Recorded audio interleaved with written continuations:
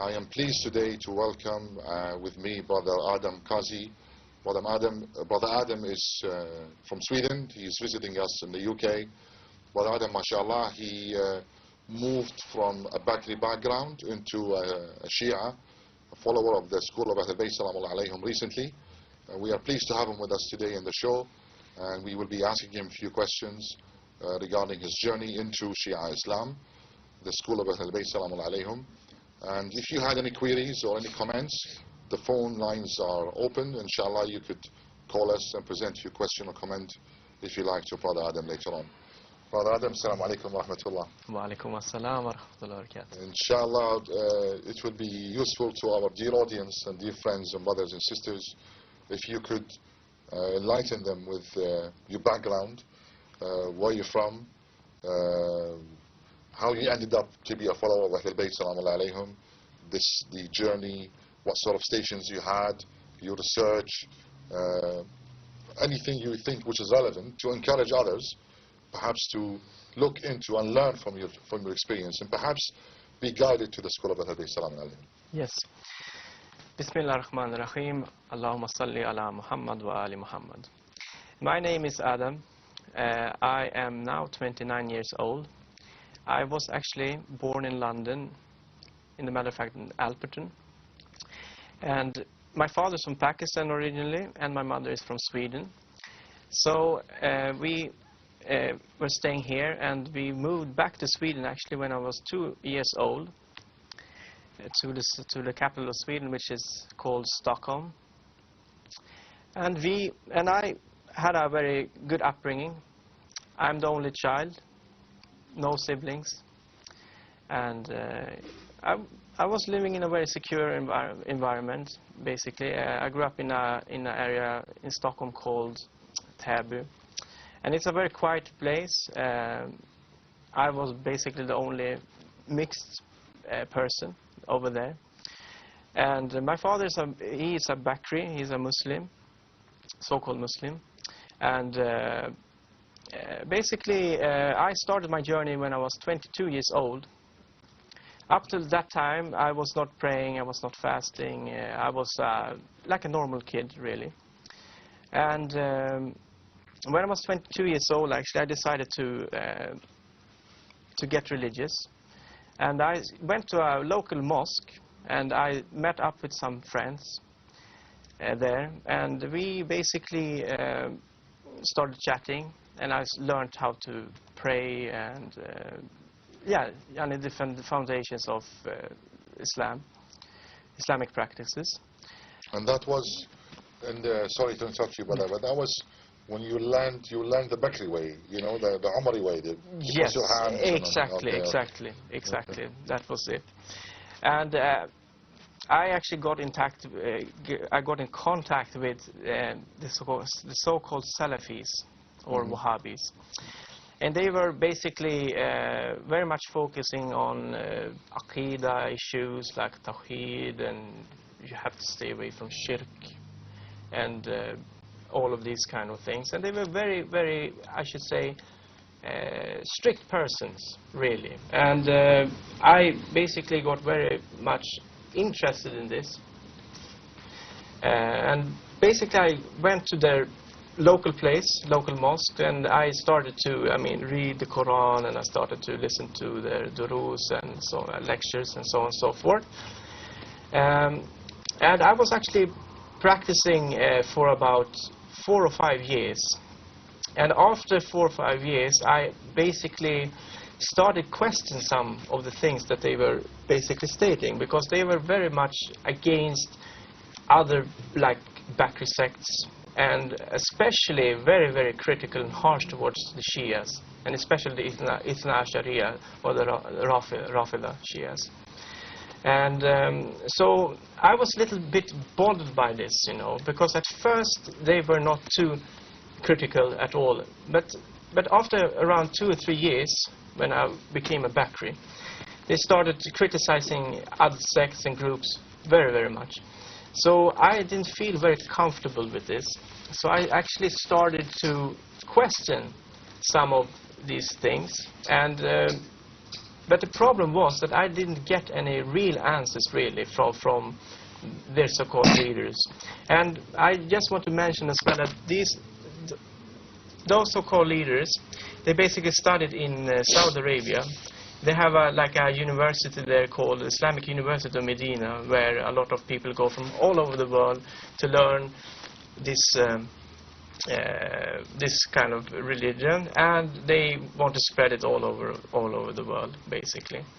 And the thing is that they were very harsh towards Shias, like I said. So I started questioning this, and basically from a point of Tariq al-Islam, because they never wanted to speak about the history of Islam, and especially when it came to questions regarding the Sahaba or the companions of the Prophet sallallahu alaihi. So I basically started questioning this very much, and as always I didn't get any proper answers. The only answers I got was basically that you should stay away from Ahl Bidah, like innovation, and you should stay away from the Shia sites and or especially the Rafida sites and so on and so forth. Can I ask you a question here, brother? You know, it's very interesting when the people that you met who introduced Islam to you, and yet they were warning you against, I would understand their point of view of warning you against mixing up or dealing with Shia, Rafida and so on, the innovators. But why were they so also equally warning you or cautioning you against other Sunni groups, Sufis, I don't know, Shafi'is, you know, the other, why do they, why, you know, everybody is wrong except them? And I don't understand the philosophy behind this, to be honest. Yes, actually, like I said as well, they were not just harsh towards the Shias, also towards the other Bakri sects. And yeah, they basically criticized them for innovating a lot of different things, like practices on how to pray and so on and so forth. You know, they were very harsh people in the sense. Okay. Very interesting. So those people were your initial contact with Islam. You learned about Islam. It was through the Salafi group in Stockholm, in Sweden. Yes. And they were the ones who mentored you, if you like, and educated you, and you had the chance to ask them questions and interact with them, and celebrate Eid with them, and do Ramadan with them, and all that. Fasting, everything, and do Salat al-Jama'ah with them on Friday and all this. Yes. Okay. Were they like, did they had any branches, or I don't know, they interact with in other parts of Sweden, or just Stockholm? No, basically there were two places, like Stockholm and Malmö. Okay. Yes, and those are the two main big places for the Salafis in Sweden. Yes, absolutely. But I would like to enlighten something else. Yeah. Also, I found what I felt very troubling was that it seemed after a time when I was dealing with these guys that they were very shallow. They were very much focusing on outwardly things and not so much of insight. For example, you should keep a long beard, you should have turn-ups and everything like that. And it seemed very much, you know, that their so-called religion was much more shallow than, they paid more attention to outwardly things than the inside things. This is was a very critical issue, because I was not the only person who actually started to question. There were a lot of other people as well who started to question these things, and they felt like very uncomfortable, really, you know, because you were not actually allowed to question anything. Right. So the focus was on the appearance. Yes. You must have. I can understand the appearance being the clothing, the dress, the beard, the facial appearance. Yes. And don't forget the ghutra and all this. Yes. So this appearance was of very importance. Yes. But what about the main issues? Yes. What about the inside issues, the essence of the matter? Exactly. They basically the spiritual side of Islam. How do they engage in that? Yeah. Basically, they were very much focusing on narrations from the Sahaba, the so-called Sahaba, and very they took quoted hadith from them. But rarely from Ahl Bayt alayhi salam. Okay. Never ever did I hear anything. Because I had read the hadith from Muslim, but it states clearly that the Prophet said that I leave after me the Quran and my household, Ahl Bayt alayhi salam. And basically I stated this to them as well, but you know, they didn't want to give any proper answers to this. I see. I beg your pardon. Do we have a technical problem, or are we okay? Are we okay? Inshallah, we're okay. So that was your first step into the world of Islam at large. Yes. Now, how the step after that, your research journey? How did you? What instigated it? What sparked it? Was there a spark? Was there an incident? Something you heard? Or is it because they told you don't speak to the Rafida and you became curious? Or I must say that I became very curious, obviously. Okay. I became very curious because I basically had not a friend, but there was a Shia guy at my university, basically. Sorry, what were you studying? I'm studying chemistry and chemical engineering and MashaAllah, MashaAllah. All the inshallah, Allah subhanahu wa ta'ala will bless you with the right career and for the service of Ahl Bayt salam alayhi. Yes. Yeah, so I had a Shia friend, basically, and he basically pointed out some differences between us and between the Shias and the Bakris, obviously. Okay. And you know, he very much also focused about the Sahaba and these kind of issues. Okay. So that Shia friend of yours who somehow, subhanallah, Allah subhanahu wa ta'ala has arranged for him to be in your life, and who he managed to introduce to you the concept of Ahl Bayt and maybe answer a few of your questions. Yes. And how did, let's say, from that point of view, from that point in time, how did you progress? Where did you go after this? After that, actually, I didn't, because he was actually a foreign student. I see. He was a foreign student, so fortunately he actually went back to his home country. So I basically did my research on my own. I started to Google. I wanted to find some answers to my inquiries. So basically I got in contact with the Al-Qatra page of Sheikh Yasir Al-Habib Hafidahullah.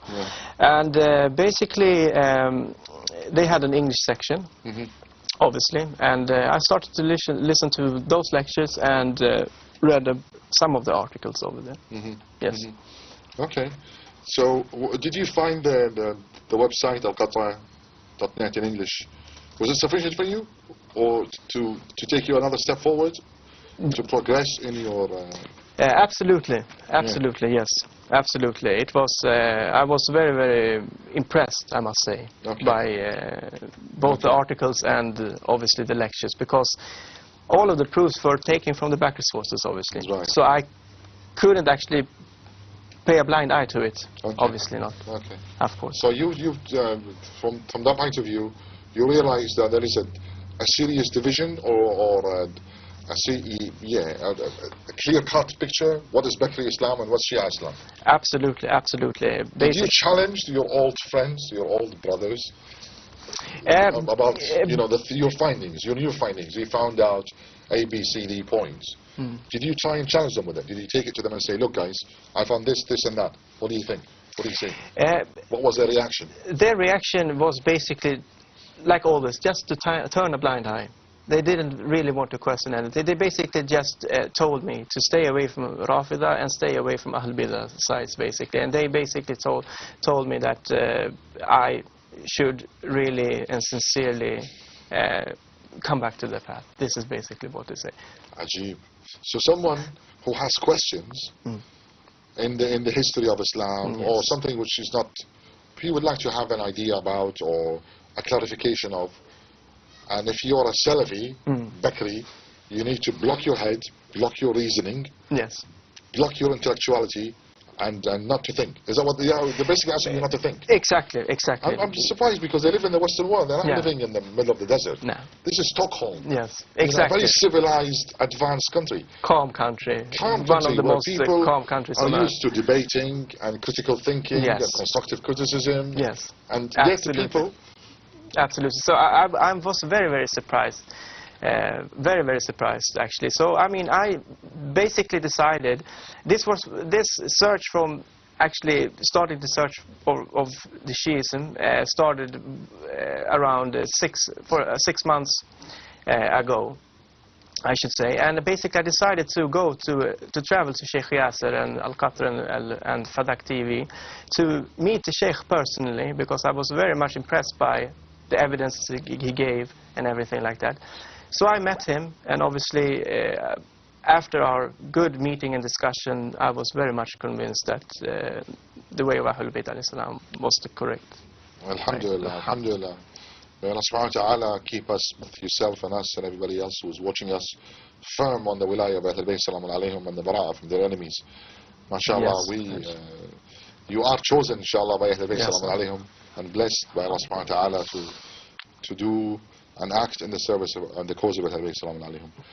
Dear brothers and sisters, dear viewers, Brother Adam, inshallah, in the near future, he is planning to make a move from Sweden to England. And maybe, inshallah, you will start watching him on our channel giving...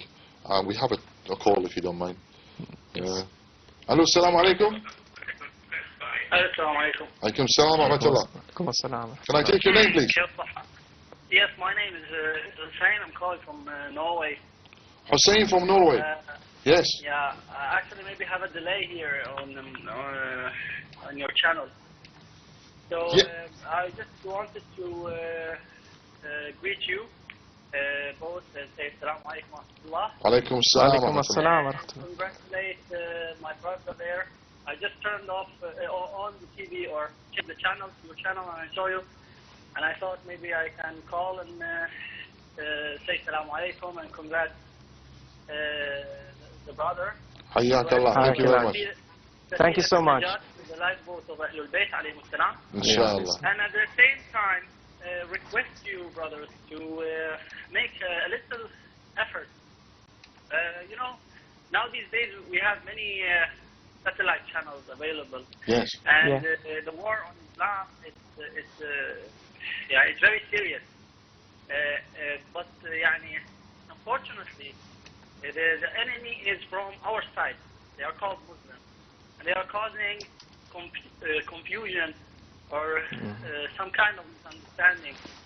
And I've seen now many Christian channels, they are attacking Islam and attacking the Prophet sallallahu alaihi wa alihi. Allahumma salli ala. Yes. But the thing is, I wish that, alhamdulillah, I've seen now two brothers that speaks English that you're showing, and I wish that if you maybe start a program that discuss the matters the Christians are all the time and questioning Islam and saying, listen, your Prophet has been cursed by a Jewish, blah blah blah, a magician, whatever. Yes. And unfortunately, they are using not our books. No. And they are using the Sunnis' books, the Sunnis, the Hadith of the Sunni, the Bukhari, and they are laughing. And unfortunately, they are not allowing, or the times I've seen these programs, it was like not live, so I couldn't call in and stuff. Yes. So I wish, like, alhamdulillah, you have the power to make a program, ask these questions. And yeah, I hope, if I could help you with any... Ahsan, barakallah fiqh. Ahsan. Inshallah, we will take your point. Thank you for calling us. Thank you so much, brother. For making me, or letting me speak in my... Ahsan, barakallah fiqh. Barakallah fiqh. Thank you. Thank you. See, the brother is hurt. Yes, of course. Because people in the Western world, they confuse us and them as Muslims. And they start criticizing Islam from the point of view. So we were talking earlier about the rejection of your old brothers, between brackets, of listening to you, or listening to any critique that you had, or any questions that you had. And then the spark that you had, you moved, you looked, you researched, you looked at our website, you made an effort, you came across from Sweden to the UK, you met Sheikh Habib, and then did you read any other books, any other sources after that? Did you continue your journey into research? Or? Yes, of course. I mean, I got some very, very good books translated into the English language, of course, and on different topics that has to do with Aqidah, fiqh. No. and in general questions about Islamic practices, Ahsan. of course. So, Is there a golden advice you can offer those who are at the moment on the path of, I want to know which side of Islam to follow, I want to start practicing Islam, you know, and a piece of advice for the people who live in Sweden, Norway, in the Western world? And yes. what can you tell them, you know? Yes, absolutely. I would very much want you to study the hadiths, especially from the back sources, because they're Sahih al-Bukhari and Muslim and the authentic hadiths, and to see really how much information you will find. And so I really want you to recommend you all to study especially Sahih al-Bukhari and Sahih al-Muslim, and also Musnad ibn Hanbal, ibn Tirmidhi, Ibn Majah, and Abu Dawood, and so on and so forth. And we will also put up the hadith references of some of these matters that has to do with the companions of the Prophet sallallahu alaihi. I think Swedish is also understood by the Finnish and the Norwegians, or no, yes, from the Norwegians and the Danish people will obviously know. will understand. Yeah, understand Swedish. Yes, fortunately, the Finnish language is another Okay. language. But it's understood. Yes, actually, I mean, there are some Finnish people who actually understand Swedish as well. So we have a great opportunity here, obviously, to highlight these issues. Were you planning to address the da'wah and tabligh in the Swedish language, inshallah, in the near future, speaking to the Christians or to the Swedish seculars, or do you want to speak to the Muslim community there and then teach them about Ahl Bayt alayhim as-salam? You depending how. Yes, I very much would like to speak to both audiences. Okay. Of course, because I mean, there's so much interest really from especially the Swedish people, so far as I can know, because I live there, obviously. Okay.